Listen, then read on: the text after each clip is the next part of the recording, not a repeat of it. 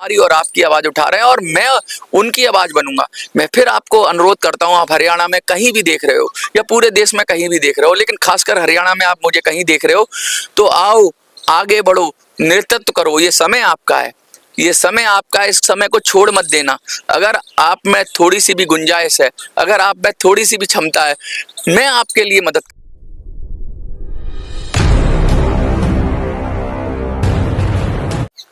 सभी वृद्धजनों को मनोज सुराजी का नमस्कार। जो आंदोलन है लगातार जोर पकड़ रहा है और हमने जब बात की थी हरियाणा फतेह करने की, हमने महाराष्ट्र की बात की थी, पूरे देश से लोगों ने सपोर्ट किया। हम बात करें यूपी की, हम बात करें मध्य प्रदेश की, हम बात करें तेलंगाना की, हम बात करें आंध्र प्रदेश की, कर्नाटक की, केरल की, महाराष्ट्र की, राजस्थान की, गुजरात की, सारे देश से लोगों ने इतना जबरदस्त उत्साह से सपोर्ट किया, इतना किया कि ईपीएस 95 का जो मुद्दा है पूरी तरह से गर्मा गया है और गर्मा गया है और सरकार बैकफुट पर जाती हुई दिख रही है। और बैकफुट पे जाने की बात करें तो हमें कल जो खबर आई है सरकार की तरफ से, केंद्र सरकार की तरफ से, कि जो कल जो नई चीज आई है, यूपीएस की बात कर रहे हैं, यूनिफाइड पेंशन स्कीम की बात कर रहे हैं। और अभी ईपीएस का इससे मतलब नहीं है, लेकिन मैं ट्रेसेस मिल रहे हैं। ट्रेसेस मिलने का मतलब ये है कि ये जो संकेत हैं, ये संकेत शुभ संकेत हैं। केंद्र सरकार के कर्मचारियों को 27 लाख कर्मचारी हैं जो लगभग और कहते हैं राज्यों को मिला लेकर 90 लाख के करीब कर्मचारी ऐसे हैं जो लगातार ये डिमांड कर रहे थे कि उनको एनपीएस नहीं चाहिए, उनको ओपीएस चाहिए। देखिए ये जो बात उठ रही है, जो केंद्र सरकार जिस तरीके से अब फंस चुकी है और ओपीएस की मांग को, जो केंद्रीय कर्मचारियों की मांग थी, उसको फुलफिल कर दिया गया है और ओपीएस को नाम बदल दिया गया है, यूनिफाइड पेंशन स्कीम कर दिया गया, यूपीएस कर दिया गया। इसके जो पिलर्स हैं, जिसके जो पिलर्स की बात कर रहे हैं कि भाई इसमें क्या था, तो ये कहते हैं कि पुरानी नई बोतल में पुरानी शराब।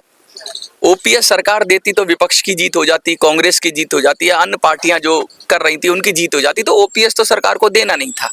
तो सरकार ने जो कहते हैं कि नई बोतल में पुरानी शराब, यानी जो ओपीएस के जो फायदे थे लगभग वैसी ही इन्होंने यूपीएस बना दिया और नाम दे दिया उसको यूपीएस। अब कह रहे हैं कि 50% शर्तिया रिटर्न होगा 25 साल के बाद आपको, और मार्केट बेस जो कहते हैं एनपीएस की जो कमियां थी उसको हटा दिया गया। इसके साथ साथ 10 साल की सर्विस अगर आपने कर ली है तो 10,000 रुपये के लगभग हो जाएंगे। एश्योर्ड फैमिली पेंशन की बात हो रही है 60% के करीब, और बहुत सारे इसके बेनिफिट हैं। लेकिन मोटी बात ये है कि पेंशन का जो मुद्दा था अब वो सरकारों पर भारी पड़ रहा है और सरकार इस मामले में अब मेरे पास बहुत संभल के कदम रख रही है। और मेरे पास बहुत सारे एसएमएस आ रहे हैं कि आप यूपीएस पर एक वीडियो बनाइए और बताइए कि देखिए इससे ईपीएस का क्या फायदा है। कुछ लोगों को ऐसा लगता है जैसे ईपीएस के लिए कोई खबर आ गई है, ईपीएस 95 के लिए खबर आ गई है, तो झूठी जानकारी नहीं देनी चाहिए। यूट्यूब चैनल्स को भी मैं कहूँगा कि गलत तरीके से इन्फॉर्मेशन ना दें। अभी ईपीएस 95 के पास कोई खबर नहीं है, ईपीएस 95 के बारे में कोई खबर नहीं है, लेकिन ये बात जरूर है कि ईपीएस 95 के कर्मचारी तो केंद्रीय कर्मचारियों से भी ज्यादा है। केंद्रीय कर्मचारियों की संख्या 27 लाख बता रही है सरकार, और ईपीएस 95 के कर्मचारियों की संख्या 80 लाख के करीब है, और 80 लाख से भी ऊपर अब हो जाएगी इस साल। तो इसका कहने का मतलब ये है कि इससे तो 4-5 गुना है हम लोग, और जब ये इतने कम लोगों को सरकार दबाव में आ सकती है तो हम लोग क्यों नहीं सरकार को दबाव में ला सकते। हम ला सकते हैं अगर हम एकजुट हो जाएं। एकता में ही शक्ति है, और ये एकता में शक्ति आप लोगों को देखिए। बुजुर्ग तो वो भी हैं जो सरकारी कर्मचारी हैं, बुजुर्ग आप भी हैं, तो अपने अंदर से वो हीन भावना निकाल दीजिए कि आप लड़ नहीं सकते, आप खड़े नहीं हो सकते, आप ताकतवर नहीं हैं, आप मजबूत हैं, आप शक्तिशाली हैं। और आपके शक्तिशाली होने का प्रतिफल ये है कि हमने जो हरियाणा में कैंपेन शुरू किया और हरियाणा की बात की, तो भिवानी के अंदर आज जो मीटिंग हुई, बहुत अच्छी खुशखबरी है कि उसके अंदर 100 से अधिक फॉर्म भरे गए हैं। इतने लोग पहुंच गए मेरी एक कॉल पर, एक जिले के अंदर एक लगभग काफ़ी लोग पहुंचे और 100 के करीब, कहते हैं 100 से ज़्यादा लोगों के फॉर्म भरवाए हैं हवा सिंह और शेखावत जी की टीम ने। तो सबसे पहले आप सब लोग शुक्रिया अदा करिए कि हवा सिंह जी और शेखावत जी, जो कि चुनाव में भी उतरेंगे ऐसा मुझे लगता है, उन्होंने कहा है, और आपको रिप्रेजेंट करेंगे। और उनकी लीडरशिप में हरियाणा में जो काम शुरू हुआ है पेंशन फॉर्म का लोगों को जोड़ने का, वो बड़ा अच्छा चल रहा है। मुझे इतना भरोसा नहीं था कि मैं अगर एक अपने चैनल पे बैठ के एक वीडियो बनाऊंगा और उसकी उसकी गूंज इतनी होगी कि हरियाणा के एक शहर के अंदर, एक पार्क के अंदर लोग पहुंच जाएंगे। तो मैं सबसे पहले उन लोगों को सलाम करता हूं, नमस्कार करता हूं, उनका आशीर्वाद लेना चाहता हूं और उनको हाथ जोड़कर प्रणाम करता हूं कि उन्होंने मेरी बात पर मेरी बात रखी और मेरी गुडविल रखी कि मैंने आपको वीडियो में बोला और आप वहां पहुंच गए। इसी तरह मैं जब भी कहूं, आप लोगों को बढ़ चढ़कर हिस्सा लेना है अपने घर के आसपास और वोट भी देना है। जब मैं वोट की कॉल दूंगा आपको, तो उस व्यक्ति को देना है जो पेंशन की बात करे। इसलिए मैं आपसे कहना चाहता हूं कि जब मैं आपको बोलूंगा, आपका कैंडिडेट आप मीडिया पे लाऊंगा, उसको बताऊंगा, तो अब हम किसी भी पार्टी का समर्थन नहीं करेंगे। हम वही की बात करेंगे जो पेंशनर की बात करेगा, वही देश पे राज करेगा। ये संदेश हम मोटा मोटा सरकार को देना चाहते हैं और सरकार के पास संदेश पहुंच रहा है। जब कहते हैं सरकारी कर्मचारियों का संदेश सरकार के पास पहुंच गया, जब सरकारी कर्मचारियों का के लिए जो बात हो रही थी वो सरकार के पास पहुंच गई, तो ईपीएस तो उससे बड़ा है। हम तो 5 गुना ताकत रखते हैं।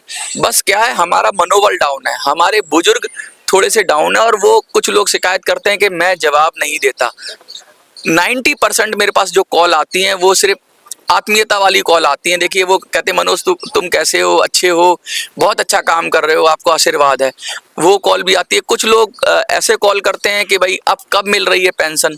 तो मैं लगातार वीडियो बना ही रहा हूँ, जैसा भी अपडेट होता है तो मैं उन सब से कहना चाहता हूँ कि आपका प्यार और आशीर्वाद से मैं हर वीडियो बना ही देता हूँ 1-2 दिन के अंदर, तो आपको सारा इन्फॉर्मेशन मिल जाता है। मोटी मोटी बात यह है कि हमारा उद्देश्य क्या है, संगठित होना। हमारा उद्देश्य है एक साथ चलना। और जैसे सरकारी कर्मचारियों ने यूपीएस ले लिया, ऐसे ही ईपीएस भी मिलेगा और उनसे पहले मिलना चाहिए, क्योंकि हम तो उनसे 5 गुना पहले, उनको तो 2025 तक टाल दिया गया है। एक तरीके से कहें तो सरकार ने 2025 में 1 अप्रैल से लागू करने की योजना की है कि वो स्विच कर जाएंगे। तो जब सरकार वो बात कर रही है तो सरकार को ये समझना चाहिए कि उनसे 5 गुना ताकतवर हम लोग हैं। पूरे देश में 8 करोड़ के करीब फैमिलीज हैं, यानी कि किसी भी सरकार को पार्टी से ज्यादा वोटर हमारे और आपके पास है। बस हमें शक्ति को पहचानने की जरूरत है। हनुमान जी को भी उनकी शक्ति याद दिलाई थी जामवंत ने, तो वो जाके समंदर को पार कर गए थे। मैं तो आपको जामवंत बन के आपकी शक्ति का एहसास करा रहा हूं, मैं तो आपको याद दिला रहा हूं, मैं तो आपसे रिक्वेस्ट कर रहा हूं, मैं तो आपसे प्रार्थना कर रहा हूं कि अपनी शक्ति को पहचानो। आप बुजुर्ग नहीं हो, आप कमजोर नहीं हो, आप मजबूर नहीं हो, आप लाचार नहीं हो, आप शक्तिहीन नहीं हो, आप शक्तिशाली हो।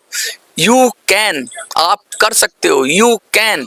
ये बात दोहरा लो, यस यू कैन। ओबामा ने कहा था कि यस वी कैन, हम कह रहे हैं yes you can, yes we can, और आप कर सकते हो। जब मेरी एक कॉल पर सैकड़ों लोग भिवानी में इकट्ठा हो सकते हैं, तो मैं अब आगे कॉल दूंगा तो आप लोग जहां भी मैं कॉल दूं वहां लोग इकट्ठा होंगे।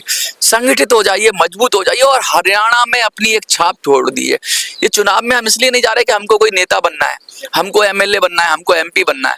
चुनाव में हम इसलिए जा रहे हैं कि हमारा मुद्दा लोगों को समझ में आ सके। और इस चुनाव में कुछ पत्रकार भी उतरेंगे। अभी जल्दी हरियाणा में एक और पत्रकार हैं जिन्होंने मुझसे संपर्क किया है और ईपीएस की बड़ी लड़ाई लड़ी है। वो कह रहे हैं, अभी उनसे कंफर्म नहीं हुआ है, तो वो भी कैंडिडेट बनेंगे हरियाणा में।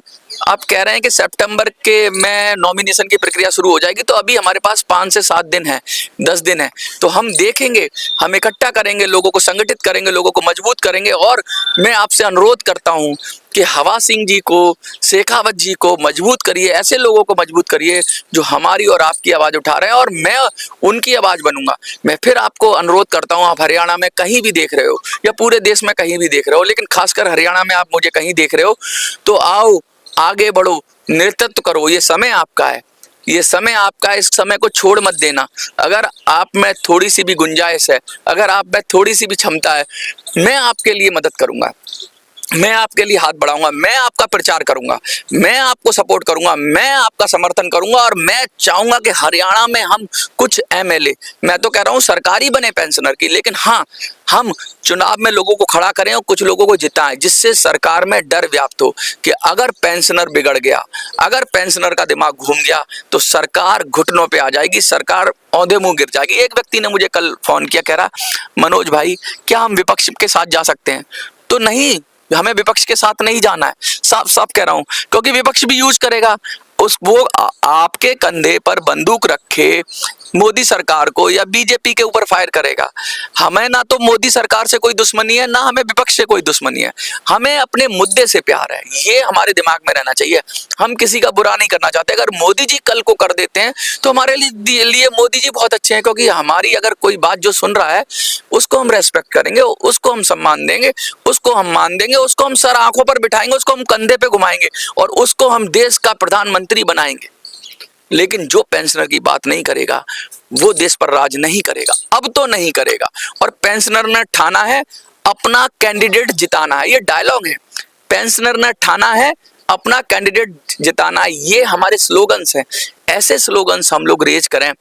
मैं आपको एक काम देता हूं, देखिए आप सब लोग देखते हैं, बराबर देखते हैं मुझे और कमेंट में भी लिखते हैं, और आप लोगों में से कुछ लोग आगे बढ़कर नेतृत्व भी करने के लिए तैयार हो गए हैं। लोग कह रहे थे पेंशनर बुजुर्ग हैं, ये क्या नेतृत्व कर देंगे। हवा सिंह जी जैसे निकले ना, शेखावत जी जैसे निकले ना, और पत्रकार निकल के आ रहे हैं, सब निकल के आएंगे। हिम्मते मर्दा मददे खुदा, ये हमने पहले बोला था। और हमने आपको फिर से आज अनुरोध कर रहा हूं, मैं आपको फिर से रिक्वेस्ट कर रहा हूं कि आप में थोड़ी सी भी क्षमता है, आप में थोड़ी सी भी शक्ति, अगर आप हरियाणा से हो तो ये मौका चूक मत जाना। आ जाओ मेरे पास, मेरे को संपर्क कर लो। मेरा जो पेंशनर के लिए स्पेशल नंबर है, मैं फिर से रिपीट कर देता हूँ, 8375009595। आप इस पे व्हाट्सएप कर दो। कॉल शायद मैं ना उठा पाऊं, लेकिन व्हाट्सएप कर दो कि मैं इस जगह से चुनाव लड़ना चाहता हूं, तो मैं आपकी मदद करने के लिए तैयार हो जाऊंगा। मैं आपके लिए प्रचार भी करूंगा, मैं आपके लिए मीडिया मैनेजमेंट भी करूंगा, मैं आपके लिए लोग भी इकट्ठा करूंगा, और मैं आपको कोशिश करूंगा जिताने के लिए। आपकी अपनी शक्ति और मेरी शक्ति, कहते हैं दोनों मिल जाएंगे, साथी हाथ बढ़ाना, तो मिलकर इतिहास लिखेंगे, मिलकर बड़ा काम करेंगे, मिलकर जीत की, कहते हैं जीत का एक वो लिखेंगे, जीत का एक पन्ना लिखेंगे। और सबसे बड़ी बात, अपने को कमजोर मानना बंद करो, अपने को दरिद्र मानना बंद करो, अपने को एकदम असहाय मानना बंद करो। क्योंकि जब अगर पेंशनर, सरकारी पेंशनर, वो भी बुजुर्ग हैं, वो कर सकते हैं, वो सरकार को झुका सकते हैं, हमसे 5 गुना कम संख्या में वो सरकार को झुका सकते हैं, तो हम क्यों नहीं। इसीलिए मैं कहूंगा कि यूपीएस एक संकेत है कि भाई आपका काम हो सकता है, अगर आप लोग संगठित हो जाओ, एकजुट हो जाओ। जो लोग फोन नहीं चला सकते उनको समझाओ, उनको वीडियो भेजो, उनको बताओ, उनको मोटिवेट करो, क्योंकि हर वोट की कीमत है और वोट की चोट बहुत जरूरी है। इस देश में वोट की चोट से सरकारें बनती हैं और वोट की चोट से ही सरकारें बिगड़ती हैं, और वोट की चोट से किसी को राजा बना सकते हो। ये जो हथियार है वोटिंग का, इसको हरियाणा के चुनाव में यूज करेंगे, इसको महाराष्ट्र के चुनाव में यूज करेंगे, इसको हर जगह हर ताकत से, पूरी शिद्दत से, लोकतांत्रिक तरीके से हम सरकारों को समझाएंगे। क्योंकि बहुत हुई याचना नहीं अब रण होगा। बहुत धरने कर लिए, बहुत प्रदर्शन कर लिए, बहुत मुद्दा उठा लिया, 10 साल हो गए लगातार ये प्रयास होता रहा, लेकिन अब लोकतांत्रिक तरीके से, चुनाव के तरीके से अगर हम इनका खेल बिगाड़ देंगे या हम अपना खेल बना लेंगे, हम तो अपना खेल बनाएंगे, हमें किसी का खेल नहीं बिगाड़ना, हमें किसी को हराना नहीं है, हमें किसी को जिताना नहीं है, हमें पेंशनर को जिताना है और हमें पेंशनर को उसका हक दिलाना है। और जो 1800 रुपए में जीवन चलता है, आप सोचो, उनको भी, जो केंद्रीय कर्मचारी हैं, उनको भी 10 साल की सर्विस के बाद 10,000 सरकार कर रही है।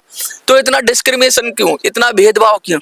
1,000, 800, 700, 500 रुपए पेंशन दे रही है, और उस पर भी झूठ कि हमने मिनिमम पेंशन 1,000 कर दी। जवाब नहीं दे रहा पीएमओ।